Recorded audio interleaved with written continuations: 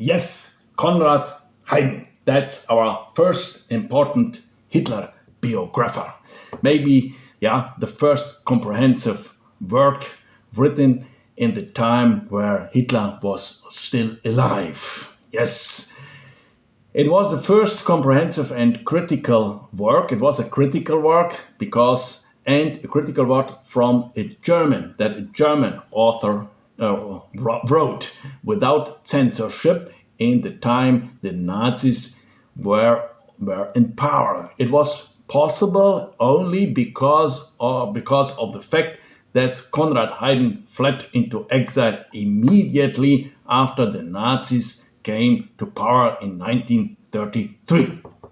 Yes, he was a social democratic journalist from Munich. He was around 10 years younger than Hitler, but more or less, and he lived in the same time. And he was also from Munich. So he was from a town where the Nazi movement was born.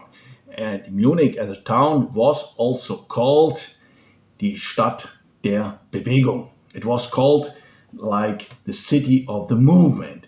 And Hitler, when he came in 1913 to Munich, he said, that's a really German town. He was like very positively impressed about Munich. And Munich was his new center, like coming from Vienna for Hitler.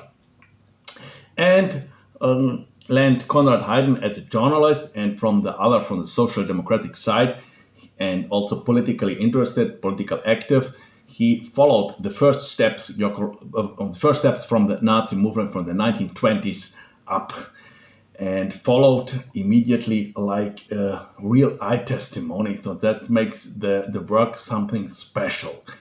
But he had to flee in 1933 immediately because on the one hand, he had Jewish descent from the mother's side. The grandma was Jewish, and that was enough that it would be a problem. And the other, he wrote critical books and critical articles about the Nazi movement, really until the last time the Weimar Republic was alive. In 1932, he wrote, I think, the last big critical work in Germany, which was released and published in Germany. So he fled first in Europe and then in the direction of France. And during the German occupation in 1940, the people who fled to France or to the Belgium or to the Netherlands, they had to flee again because it came under German rule. So he had the help of Varian Fry. Varian Fry was a person who helped a lot of people who installed such like an international rescue committee. There's a lot of very well-known German figures from the intellectual artists and so on who were rescued by this network in Vichy, France. He was in Vichy, France, in South France in 1930 until September 1941 and helped about 2,000 anti-Nazis, mostly Jewish refugees from persecution during this World War II. One of them was Konrad Heiden, who then fled and arrived in New York in the same year, 1941, in October. Yes, then afterwards, in 1944, he published his first and highly successful biography, Der Führer, Hitler's Rise to Power. This biography was written in the 30s. And then after 1933, after he has emigrated in Europe, he met a lot of people who also were refugees or who were still in Austria. Austria was not under the control of Hitler, and there, for example, he could have a testimony from people who knew Hitler also in the time when Hitler stayed in Vienna.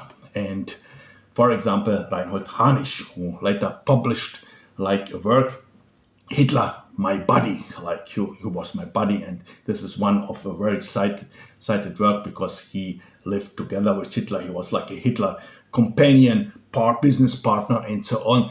When we can call it a business partner, because Hitler lived more or less from 1909 up to 1913 on the streets of Vienna, more or less. Yeah, that's the reality.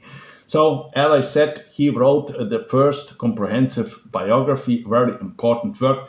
The problem is that the work was published before very important works were written, or testimonies were written down, like from Albert Speer, like from Hans Frank, some of the great Nazi figures who were imprisoned in Nuremberg during the trial, then executed, like Hans Frank wrote memoirs or memoirs, or Albert Speer, who wrote it in Spandau, or we have from Rudolf Hess, like we have an extensive correspondence in letters, and we have an analysis of the Himmler letters, and so on. A lot of material that was published after the war, and Konrad Heiden had no access to this. So this is the problem with this book. He wrote also other works. He works before about the National Socialism, like History of National Socialism, published in 1932, The Birth of the Third Reich in 1934 in Zurich.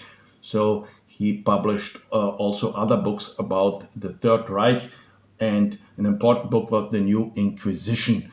It was also a book where he had some accounts about the persecution of the Jews under the Nazi regime, who also from the 1938 time, as a prediction of the final solution. It was like a very important book, who were also read by the American audience, and the American audience get a third insight about the problematic, about the brutality, about the